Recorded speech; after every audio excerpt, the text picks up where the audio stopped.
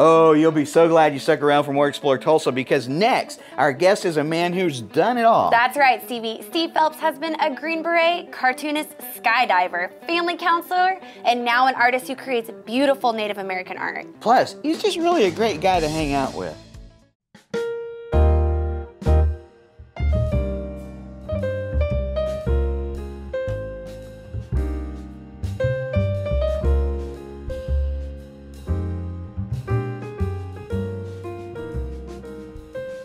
30 years ago, I was a respiratory therapist, but I had a really hard time dealing with children dying and clients not doing well. So I would come home, had all kinds of issues.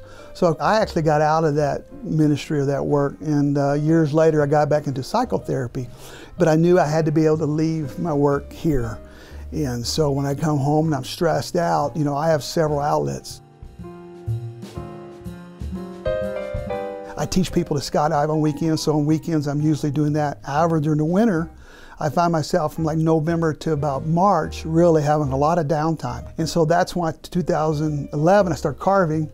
So I started carving on wood, and then 2012 I started painting. And to me, particularly the painting has been a great therapy that I do all year round now.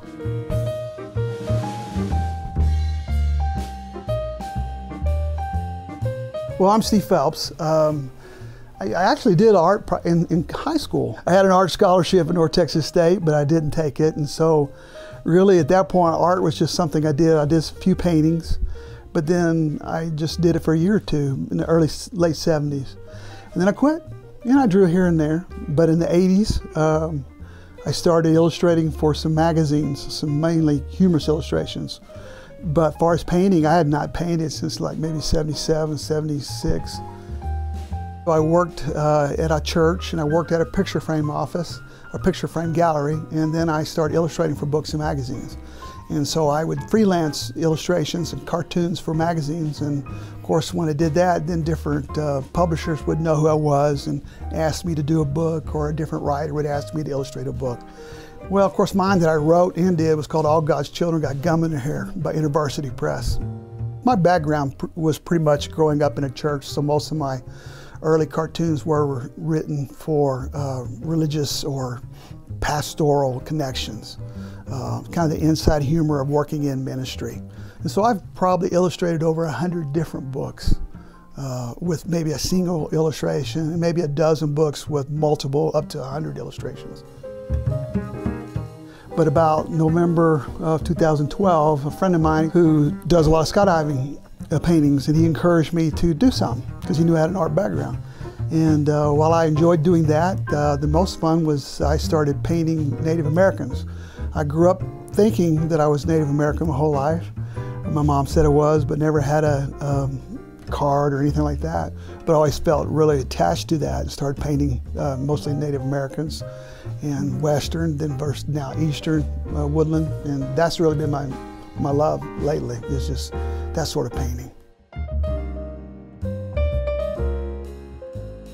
Right now I'm primarily been what I call the warrior spirit, looking for some sort of inner strength of a warrior, you know, whether it be age or wisdom, or it might be the youth and vitality, or, you know, steeliness of an eye. Or one of my favorite paintings was a modern day Native American in modern gear, but he had some vestige of older type garb, like his hair and wraps.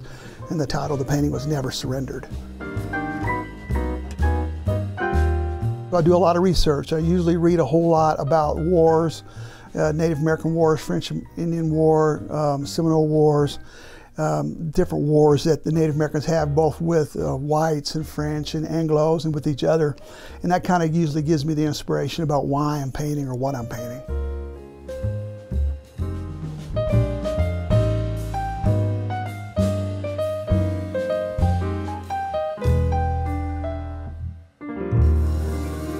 I do work with adolescents, and so that usually is a good bridge for them, because I'm 59. So I'm able to relate to them in that aspect, and so that usually is a good way for me to relate to them. And so we do talk about it. Often they will say, I want to go skydiving with you. And of course I remind them that I don't want to create a conflict of interest, but they show back up, I'd be glad to take them, and that's where I usually leave it.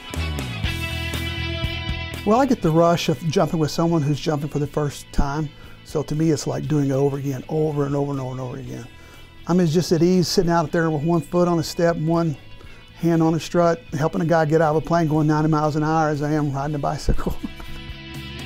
Most clients of mine need an outlet, and they're used to not having any outlets, particularly if they have addiction issues, because their joy has gone away. And so by getting them to art or something to be express themselves, to get outside themselves, to express their emotions and just release it. So it's a little good therapy for me, but it also helps me with clients to relate to a therapeutic intervention with them that would be helpful.